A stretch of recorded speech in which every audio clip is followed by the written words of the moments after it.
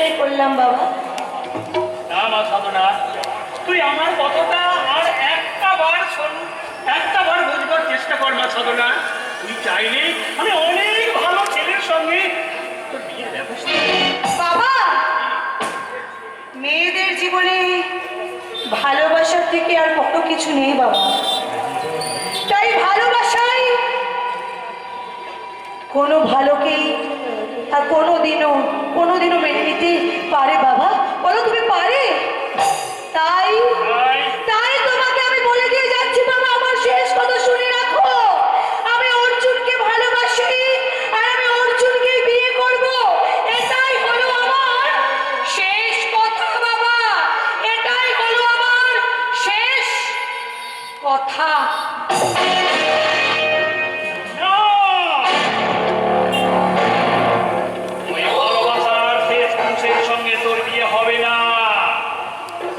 অর্জুন আমার শত্রু জেনেও তাকে আমি আমার কাজে নিযুক্ত করেছিলাম, কারণ তার ওই শক্তি আর সাহসকে কাজে লাগিয়ে আমি স্মাগলিং করে কোটি কোটি টাকা উপার্জন করব। সে আমার সে আশায় ছাই দিয়েছে, আমার বংশের ইজ্জতের দিকে হাত বাড়িয়েছে।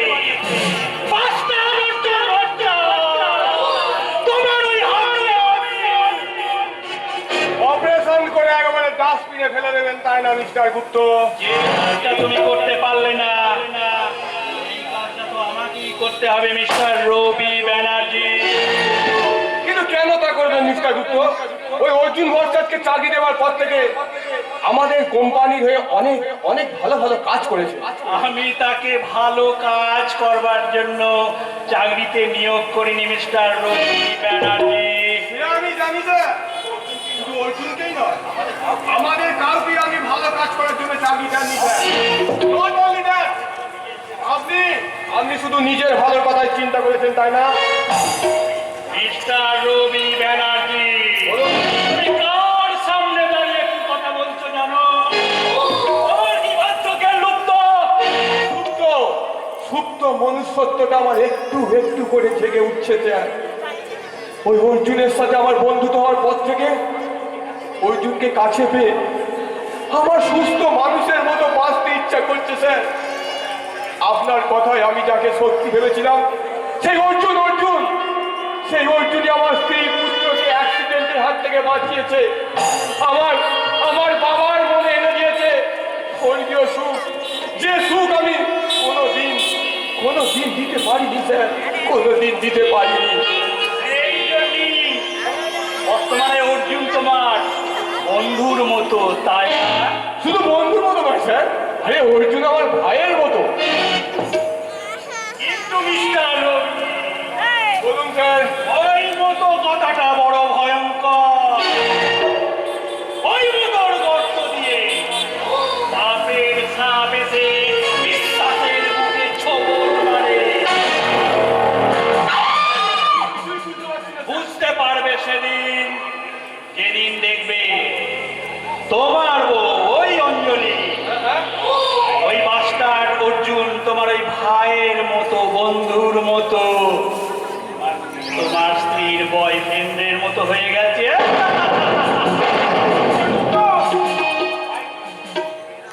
What do you mean? I mean, you are going the wrong way, Mr. Ruby Banerjee.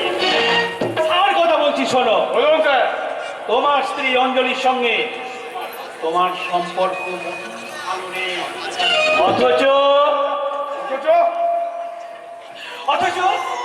অথচ তার যৌবন আছে,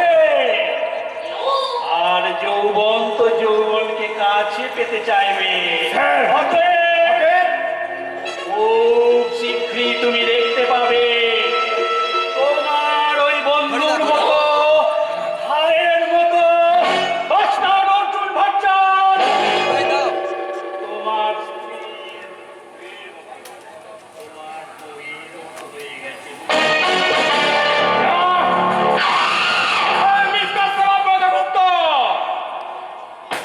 না, এত সহজে উত্তেজিত হলে হবে না। মিস্টার গুপ্ত কথাটা তো ঠিক বলে গেছেন।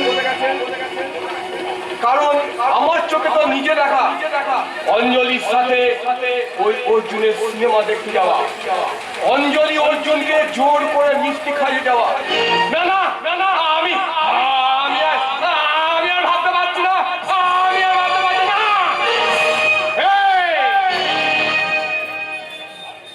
এই অর্জুনকে, হ্যাঁ হ্যাঁ, সে অর্জুনকে আমি ভাইয়ের মতো ভালোবেসেছিলাম। এই অর্জুন আজ আরো এত বড় শত্রু। তাই ভুল হয়েছিল কিছুদিন আগে, কিন্তু এখন সেই ভুলটা আমি সংশোধন করে নিলাম। হ্যাঁ আচ্ছা আচ্ছা, তুমি তো অনেক অনেক মানুষ খুন করেছো। হ্যাঁ আগে করেছি, 3 ঘন্টা আর একটা এখন অনুশোচনার ছুঁয়ে লাগাতে হতে দেয় না। তুমি নিজেই নিরত। তার মানে তুমি সন্ন্যাসী হয়ে বৃন্দাবনে যাওয়ার চেষ্টা করছো? বৃন্দাবন যাব না, তবে চেতনার জংশনের জীবন গাড়িটা আমি দাঁড় করিয়ে দেবো। তাহলে তাহলে নির্মল তোমার সম্পর্কে যে কথাটা বলেছে সেই কথাটা সত্য? হয়ে গেছে তো? 10% রান্না হয়ে গেছে। সত্যি। পিঁপড়ে, ওই পিঁপড়ের কখন পাখা গজায় জানো?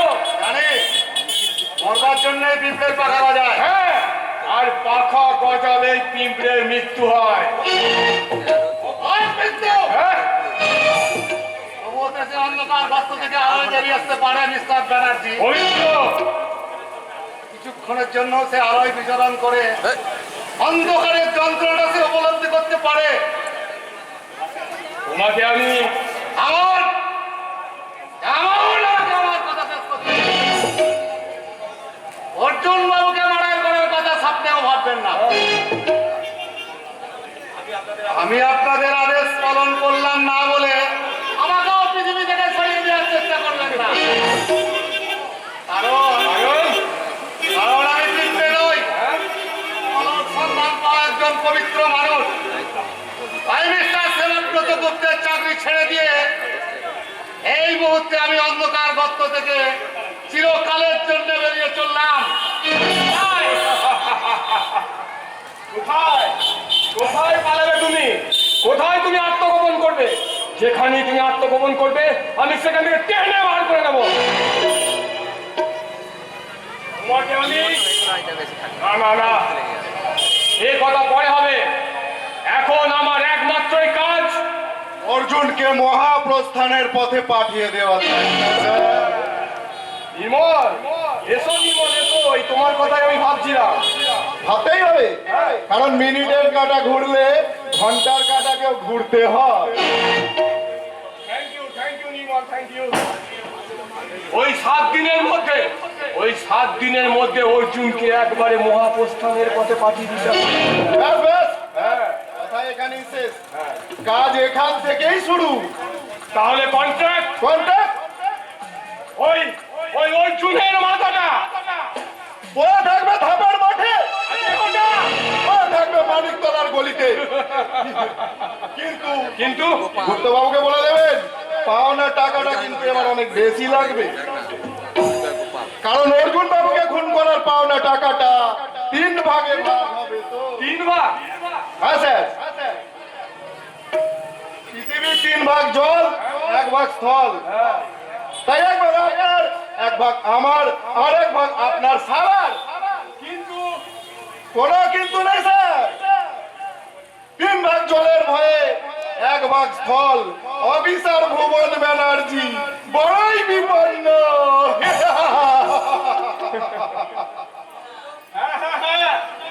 আরে বিপন্ন তো হবে, আরো বিপন্ন হবে যখন সে শুনবে তার শ্রেয়ের পাত্র ওই অর্জুনকে আমি পৃথিবীর খেলার একেবারে বোল্ড আউট করে দেবে। তাই না ডার্লিং? আরে তোমার সব কথা আমি কানে না গেলেও কিছু কিছু কথা শুনেছি। অর্জুন তোমার শত্রু মানে আমারও তো শত্রু বলো। তুমি তুমি তুমি আমাকে এত ভালোবাসো? মনে মনে তোমাকে যে আমি আমার স্বামীর আসনে বসিয়েছি, কত স্বপ্ন তোমাকে নিয়ে দেখেছি। তোমার জন্য যে আমি কত অভিনয় করেছি তা কি তুমি জানো? আমি বুঝি পল্লবী, আমার আমার পল্লবী। তুমি তুমি আমাকে কোনোদিনও কাঁদিও না প্রিয়তম। তুমি আমার জীবন থেকে হারিয়ে গেলে আমি কি করে থাকবো বলো তো? না না, আমি আমি আমি তোমার জীবন থেকে হারাবো না পল্লবী, কিন্তু দেবে তোমার ভালোবাসা আমি ধন্য, কিন্তু তুমি হঠাৎ হারিয়ে যাওয়ার কথা বললে কেন বল? ওই অর্জুনকে খুন করলে তোমার যদি ফাঁসি হয়। হাসি, তুমি মিষ্টি শিবপ্রীতকে চেনো না। আরে বাবা, ধরা পড়ে গেলে সবকিছু তোমার উপর চাপিয়ে দেবে। তাহলে এখন কি হবে পল্লবী? তাহলে জানো আর অর্জুনকে শেষ করার দায়িত্ব তুমি আমাকে দাও। হ্যাঁ, আমি ওকে কায়দা করে একবারে ফিনিশ করে দেব। আর তা যদি পারো পল্লবী, তোমাকে আমি বিয়ে করে আমি নতুন করে ঘর বাঁধবো। স্বপ্ন। অর্জুনকে শেষ করার দায়িত্ব আমি তাহলে তোমাকে দিয়ে গেলাম পল্লবী। ওই অর্জুনকে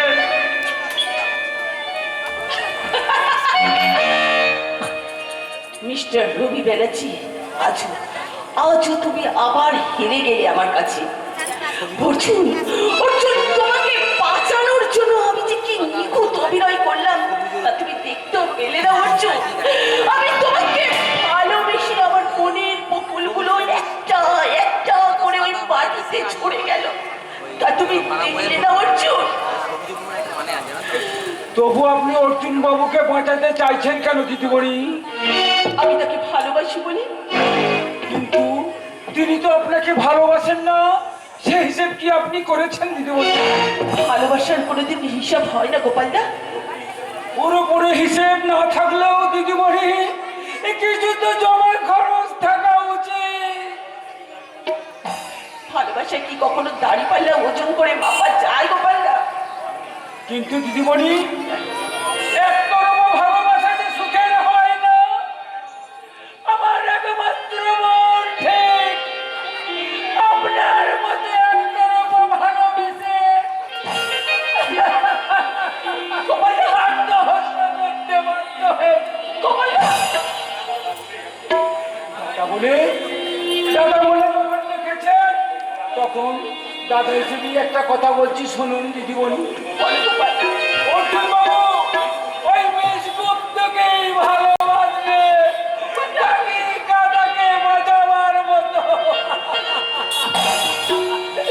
এত বড় কোন দায়িত্ব মাথায় তুলে দাঁড়িয়ে আপনি এখান থেকে চাকরি ছেড়ে দিয়ে চলে যান। এখানে আপনি আর বেশি দিন থাকবেন না। আমার বোন যে ভুল কাজ করে গেছে, আপনি সে ভুল করবেন না দিদিমণি, আপনি সে ভুল করবেন না। গোপালদা, 10 টাকা দেবেন দিদিমণি। 10 টাকা? এই নাও, এই নাও 10 টাকা। হাজার ফেরত দেবো। আমি বলবো না দিদিমণি, আমি জীবনে যা খাইছি আপনার সবাই টাকা দিয়ে আমি মদ খেয়ে আমার জীবনে ভুলে যাবো দিদিমণি, আমার একমাত্র মনের কথা ভুলে যাবো।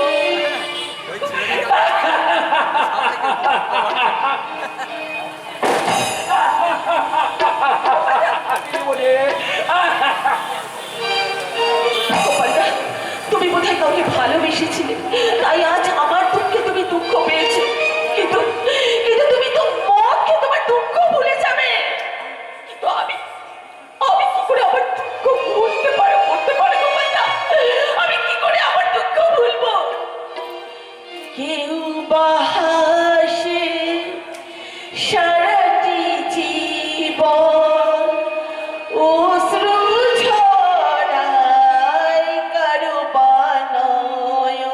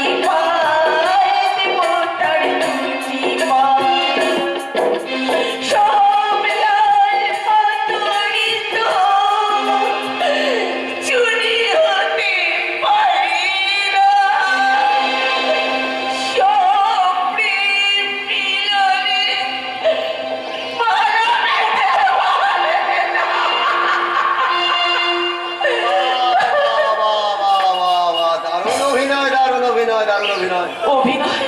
অর্জুন? দাঁড়া, অর্জুন নয়, বলো অর্জুন বাবু। অর্জুন বাবু, অর্জুন বাবু, তুমি আমার বন্দি শোনো। তুমি যত তাড়াতাড়ি পারো তুমি এখান থেকে পালিয়ে যাও। আর আপনি আপনি অভিনয়ের কথা বললেন তো, আমি আমি আপনার সঙ্গে কোনো অভিনয় করিনি অর্জুন বাবু। আমি যদি অভিনয় করতাম তাহলে নিজেকে বিলিয়ে দিয়ে আপনাকে বাঁচানোর চেষ্টা করতাম না অর্জুন বাবু। কি বলছো তুমি? তুমি জানো না অর্জুন, তুমি জানো না হেট হয়ে গুপ্ত এন্ড কোম্পানির হেড অফিসে তোমাকে নিয়ে একটা বড় ষড়যন্ত্র চলছে। ষড়যন্ত্র? হ্যাঁ হ্যাঁ, ষড়যন্ত্র। ওই মিসেস গুপ্তার কাছ থেকে তোমায় সরিয়ে ফেলা ষড়যন্ত্র। ওই মিস্টার রবির স্ত্রীর সঙ্গে তোমার প্রেমের অবৈধ সম্পর্ক চলছে। ছি ছি ছি ছি ছি! যাকে আমি নিজের বৌদি বলে মনে করি, যার স্বামীকে আমি দাদা বলি, যার শ্বশুরকে দেখলে আমার শ্রদ্ধায় ভক্তিতে মাথাটা নুইয়ে আসে, সেই আমাকে পাওয়ার জন্য অঞ্জলি বৌদির নামে এতগুলো কথা, খারাপ কথা বলতে তোমার লজ্জা করলো না? তবু আমি নির্লজ্জের মতন বলছি, তুমি তুমি পালিয়ে যাও অর্জুন, তুমি পালিয়ে যাও। আমি তোমাকে জোরহাত করে অনুরোধ করছি, তোমার এই অভিনয়টা তুমি বন্ধ করো। না, এটা আমার অভিনয় নয় অর্জুন, অভিনয়। আমি তোমাকে মন প্রাণ দিয়ে ভালোবেসেছি অর্জুন, তাই তাই আবার প্রমাণ করে দেবো আমি আমার ভালোবাসার বিনিময়ে। যদি কখনো প্রয়োজন হয় আমি আমার জীবন দিয়ে প্রমাণ করে দেবো আমি আমি অভিনেত্রী নই অর্জুন। আমি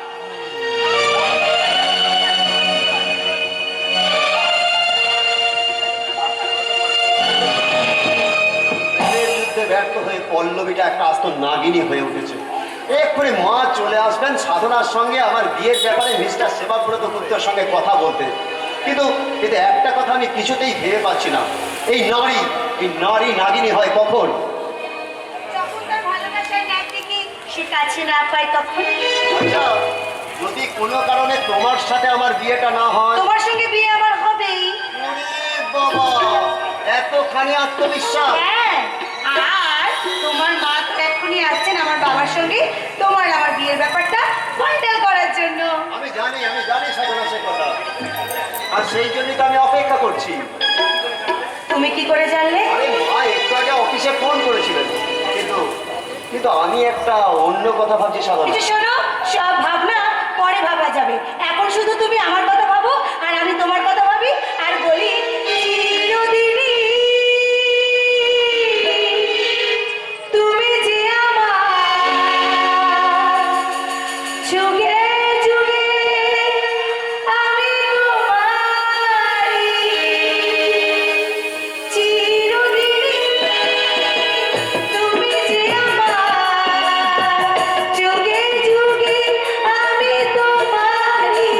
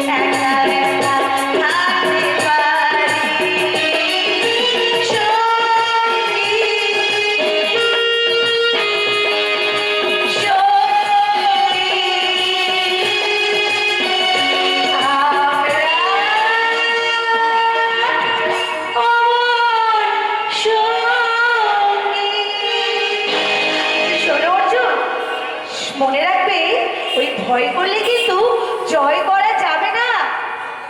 তুমি ঠিক বলেছো মা সাধনা, ভয়ের আর এক নাম মৃত্যু। কিন্তু মা, মিস্টার সেবাব্রত গুপ্ত তো চান না যে সাধনার সঙ্গে আমার বিয়েটা হোক। কিন্তু মিস্টার গুপ্তের মেয়ে সাধনা তো চায়। কিন্তু কোনো কিন্তু নয় অর্জুন, কোনো কিন্তু নয়। তোরা দুজন আমার দুপাশে এসে দাঁড়া, আমি তোদের দুজনকে নিয়ে মিস্টার সেবাব্রত গুপ্তের সঙ্গে দেখা করতে যাব। মোহাম্মদকে আর কষ্ট করে পর্বতের সঙ্গে দেখা করতে যেতে হবে না, পর্বত নিজেই এসে হাজির হয়েছে।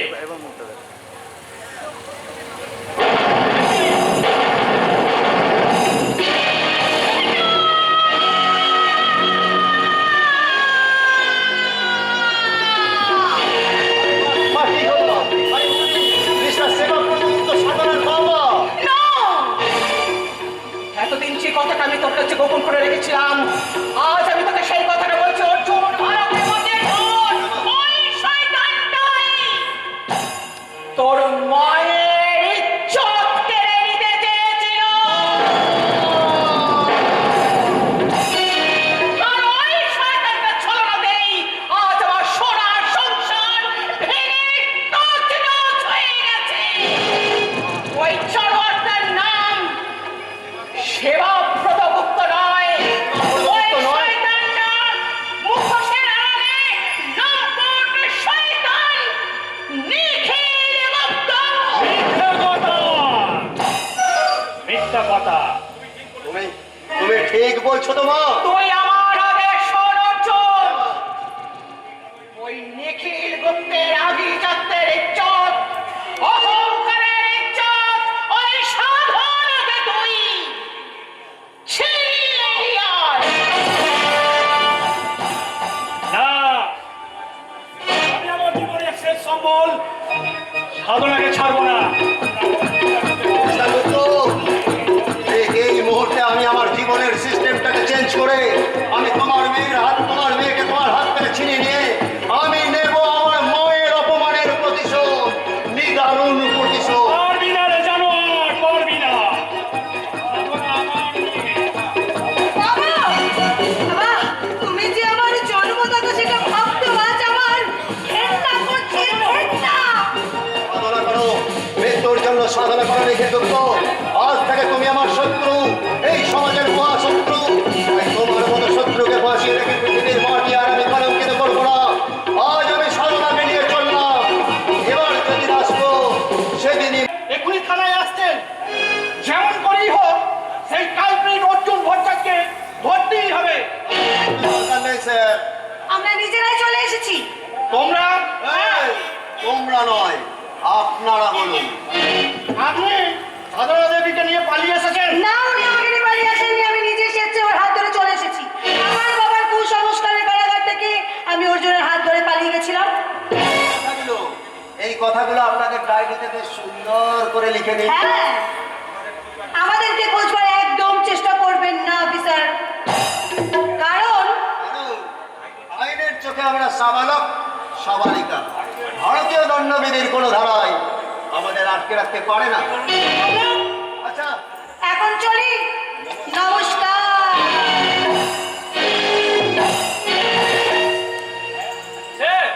হাতে আপনি এদের ছেড়ে দিলেন, কি করব বলো সঞ্জয়? সাধনা দেবী স্বেচ্ছায় অর্জুন বাবুর সঙ্গে চলে এসেছে। কাজেই একজন সাবালিকা মেয়ে যদি স্বেচ্ছায় বাড়ি থেকে চলে আসে তো তাকে অ্যারেস্ট করা দূরের কথা, বাধা দেওয়াও আমার পক্ষে বেআইনি। আর তাছাড়া শুধু শুধু নিজের হাতে আইন তুলে নিতে যাবো কেন? শুধু শুধু কেন নেবেন মিস্টার অনিরুদ্ধ ব্যানার্জি? আমি আপনাকে 10,000 টাকা দেবো। হ্যাঁ, যেমন করেই হোক অর্জুনকে পৃথিবীর মাটি থেকে সরিয়ে নিতে হবে। একেবারে মার্ডার, কিন্তু বড় কিন্তু নয়। সে আমার একমাত্র মেয়ে সাধনাকে ছিনতাই করে নিয়ে গেছে। এই মাত্র আপনার মেয়ে এসে বলে গেল সে নাকি স্বেচ্ছায় অর্জুন বাবুর সঙ্গে চলে এসেছে।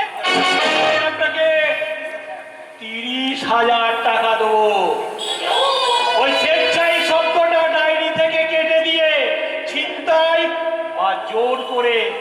শব্দটা আপনি লিখে দেবেন। মিস্টার গুপ্ত, এ আপনি কি বলছেন?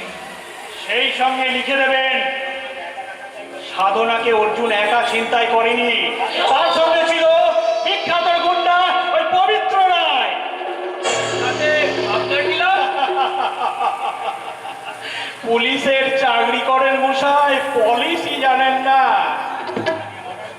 অর্জুনকে আমি অন্য গুন্ডা দিয়ে মার্ডার করে দোষটা চাপিয়ে দেবো ওই পবিত্র গুন্ডার ঘাড়ে।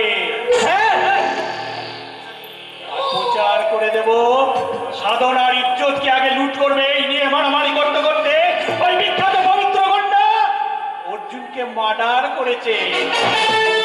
বলেন কি স্যার? সাপও বলল, অথচ লাঠিও ভাঙলো না। বুঝতে পেরেছেন? বুঝলাম, কিন্তু ব্যাপারটা আমি আপনাকে 40,000 টাকা দেবো। কি বলছেন মিস্টার গুপ্ত? এই কেসটা 50,000-এর কমে কিছুতেই হয় না।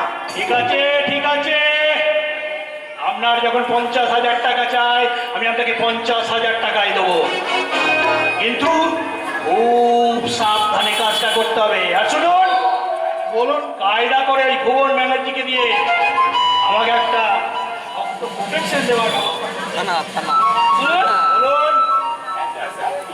হ্যাঁ স্যার, ভাবছি আপনার মেয়েকে কে ভোগ করবে সেই কথাটা আমি ডায়েরিতে লিখবো। লিখবেন, লিখবেন, সেই সঙ্গে নয় ওই ধর্ষণ কথাটাও ভালো করে লিখে দেবে। বাবা হয়ে মেয়ের ইজ্জত সম্পর্কে অনিরুদ্ধ বাবু, এই পৃথিবীতে যারা টাকা করেছে তাদের কাছে টাকার ইজ্জতটাই সব। তাদের কাছে বইয়ের ইজ্জত, মেয়ের ইজ্জত, এমনকি মায়ের ইজ্জত তারা মাথায় ঘামায় না। সঞ্জয়, তোমার এই পুরনো ডায়েরির পাতাটা ছিঁড়ে ফেলে দিয়ে নতুন করে গুপ্ত সাহেব যে কথাগুলো বলে গেলেন সেটা লিখে নাও। আমি ততক্ষণ জিপটা নিয়ে একটা রাউন্ড মেরে আসি।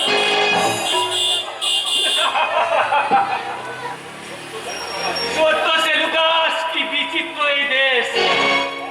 বাবা হয়ে মেয়ের ইজ্জত বিক্রি করে গেল মাত্র 50,000 টাকার বিনিময়ে। এই দেশে সব হয় আর সব পড়ে টাকায়। তাই আমি লিখবো, যতই তুমি চেষ্টা করো অর্জুন, বাঁচতে তুমি পারবে না।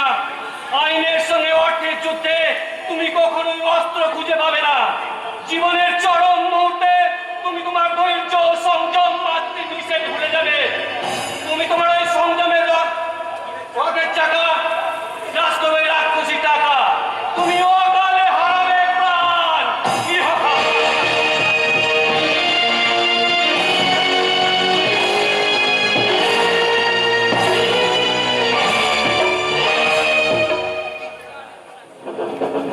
প্যাসেঞ্জার বন্ধুগণ, ভুবন ব্যানার্জির বাড়ির দিক থেকে এগিয়ে আসছে ঘটনা প্রবাহের রেলগাড়ি।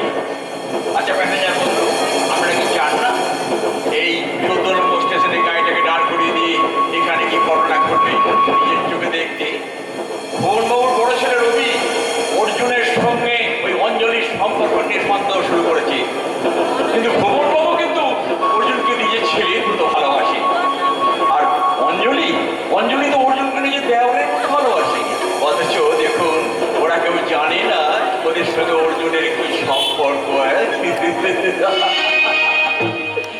তবু কি ধুন্ডিবার আকর্ষণ দেখুন ওই ভুবনবাবু অর্জুনের উপরে।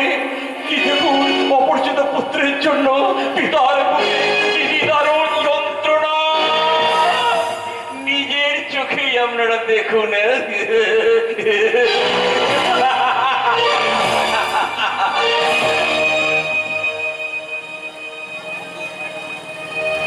অর্জুন এ বাড়িতে না এলে আমার বুকটা কেমন শূন্য মনে হয়।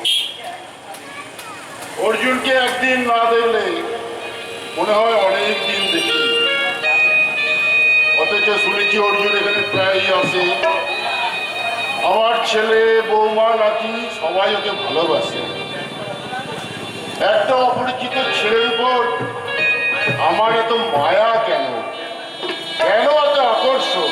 আমি যা বলতে পারি বাবা। পারলি মেয়ে আমার, সব বলতে পারি, অথচ দেখো আমিই ধরতে পারি না। আচ্ছা বৌমা, অর্জুন আমাদের বাড়িতে কতদিন আসেনি মা? 4 দিন বাবা। 4 দিন, অথচ কি আশ্চর্য মনে হচ্ছে 4 যুগ। বলতে পারো বৌমা কেন এমন হয়? আসলে অর্জুন ঠাকুরকে আপনি আপনার ছোট ছেলে সোমের মতো মনে না করেন। বৌমা না, মতো নয়, মতো নয়। ওই মতো কথাটা তুমি আমার সামনে আর উচ্চারণ করবে না।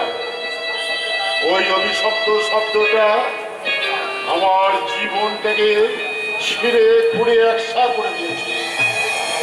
আমি অর্জুনকে দেখলে মনে মনে আমি দুঃখ পাই, কষ্ট পাই, যন্ত্রণা পাই, কিন্তু তার মধ্যে কোনো মতো নেই বৌমা, কোনো মতো নেই। বাবা ওই ভয়ঙ্কর কদর্য শব্দটা ভাইয়ের মতো, বোনের মতো না, না। এই ভুবন ব্যানার্জির বুক থেকে সেই মতোর ক্ষত আজও মুছে যায়নি বৌমা, মুছবেও না কোনো দিন। বাবা কি আশ্চর্য, এই মধু শব্দটা শুনলেই বাবা যেন কেমন হয়ে পড়েন। কোনো কথা বলতে গিয়ে যদি ভুল করে মধু শব্দটা উচ্চারণ করে ফেলেছি, অমনি বাবা কেমন হয়ে গেছেন। বৌদি, কাকাবাবু, কি হয়েছে, কি হয়েছে ঠাকুরপো? তুমি এমন করে হাঁপাচ্ছ কেন? আমি গুপ্তান কোম্পানির মালিকের মেয়ে সাধনাকে তুলে নিয়ে এসেছি। অর্জুন! অবশ্যই তার ইচ্ছা অনুসারে এবং আমার মায়ের ইচ্ছা অনুসারে আমি এই কাজ করেছি বৌদি। কিন্তু কোনো কিন্তু নয়, আমি আমার জীবনের চরম শত্রুকে চিনতে পেরেছি বৌদি। তাই তো কাকাবাবুকে বলে আমি সেই শয়তানকে অ্যারেস্ট করাতে চাই।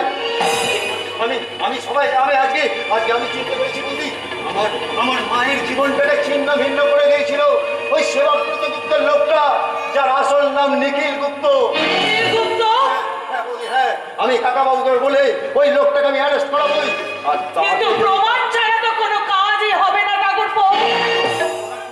প্রমাণ আমি জোগাড় করবো, হয়তো প্রমাণ জোগাড় করতে আপনার 2 দিন দেরি হবে, কিন্তু আপনার কথা তো কাকাবাবু শোনেন। আমার হয়ে বলতে পারেন না, শত অপরাধের অপরাধী ওই নিখিল গুপ্তর শাস্তি হওয়া উচিত। তুমি মাথা ঠান্ডা করো, আমি যা বলছি শোনো। শাস্তি হওয়া উচিত, শাস্তি হওয়া উচিত নিখিল গুপ্ত নয়, শাস্তি হওয়া উচিত তোর মতো চরিত্রহীন আর অঞ্জলির মতো চরিত্রহীনাকে। কি বলছো কি তুমি? সাদাব জানোয়ার, আমি রবিদা বলছিস? হ্যাঁ, আরে যাকে তুই রবিদা বলছিস তার স্ত্রীর সাথে প্রেম করতে তোর লজ্জা করে না? কি আজেবাজে বলছো তুমি? হ্যাঁ ঠিক কথা বলছিস। ফারদার ওই নোংরা কথাটা বললে তোমার জিভটাই আমি তার আগে তোকে আমি মার্ডার করে দেবো। আমি বেঁচে থাকতে অর্জুন ঠাকুরপোর গায়ে তোমরা কাঁটার আঁচড় দিতে পারবে না।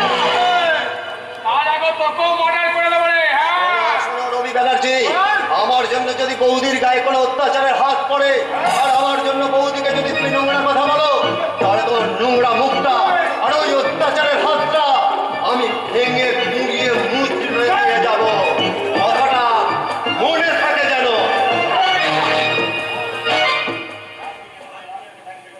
ওই 7 দিনের মধ্যে ওই লাশটা পড়ে থাকবে রে বেজমা। না না না না, আমি তোমাকে জোরহাত করে অনুরোধ করছি, অর্জুন ঠাকুরপোকে তোমরা মেরো না। তাহলে তাহলে আমাকে কথা দাও, ওই অর্জুনকে নিজের মুখে বাবার সামনে বলছে একটা চরিত্রহীন। না। হ্যাঁ, রবি, আর মুখ দিয়ে তুই কি কথা বলাতে চাইছিস? বাবা আমি থানায় যাওয়ার সঙ্গে সঙ্গে তোমার দাদা অনিরুদ্ধ এই কথা বলেছে বৌমা। শুনলাম অর্জুন নাকি সাধনাকে নিয়ে পালিয়ে গেছে। আমি বিশ্বাস করিনি মা, আমি জানি চাঁদে কলঙ্ক থাকতে পারে, অর্জুনের চরিত্রে কোনো কলঙ্ক নেই। তুমি আমাকে বলো বৌমা, কি হলো? চুপ করে আছে কেন অঞ্জলি? বলো বলো।